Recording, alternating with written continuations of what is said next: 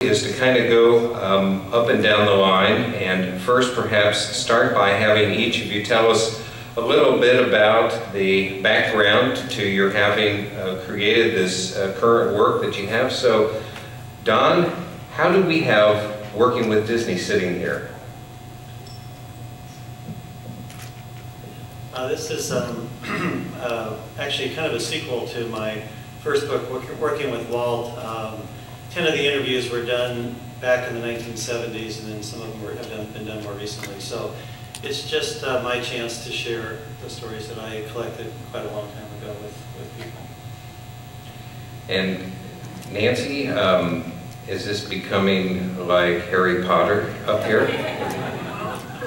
That would be nice. We're working on it.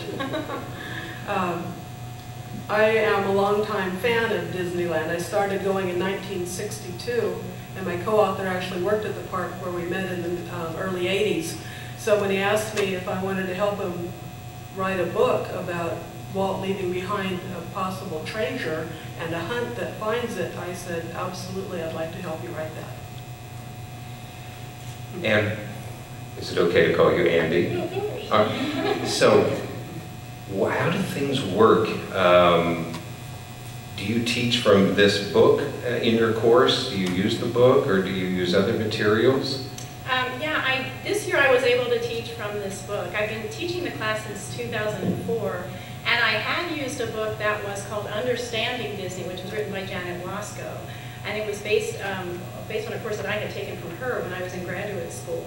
But as a result of teaching the class, the editor at the publishing company that had published one of my other books had learned about this Disney course, and she said to me, would you be interested in writing a book on Disney? And I was like, yes, I would! So it was like a dream come true. So that was in 2009, and so that was when I started working on the book. So this year, the book came out about the same time that I was teaching the course, so I was able to use it for the first time.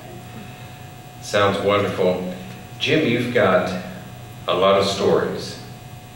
Yes. I was a junior high school teacher, and they all said I was full of stories. And one of the reasons I wrote this book is that so many stories are being lost. I hate to say this, but a lot of the people who work with Walt have gotten to that certain age, and some of them are no longer with us. And I felt that there was a responsibility of sharing those stories with new generations. So that would go out there. So I took a look around, and there are an awful lot of very fine books about Disney out there. In fact, we've got 3 authors here who have gotten them right here. So I had to find something that was a little different.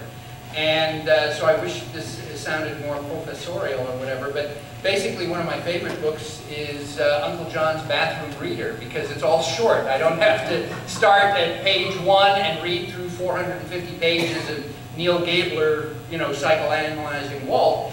And so what I did is I broke it up into a bunch of short stories. But I also knew that Disney fans come from different areas. Some people are really interested in the parks. Some people are only interested in Disneyland, not all of the Disney parks. Some are interested in the film. Some are interested in Walt and all that. So what I did is I took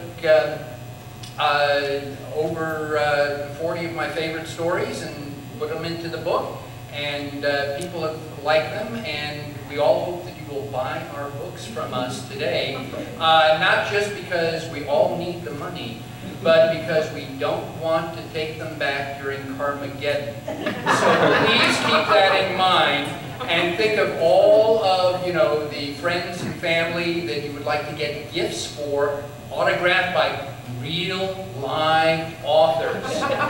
And again, my book is thick enough that it will slow down a zombie attack if thrown with the proper velocity, so keep that in mind as well.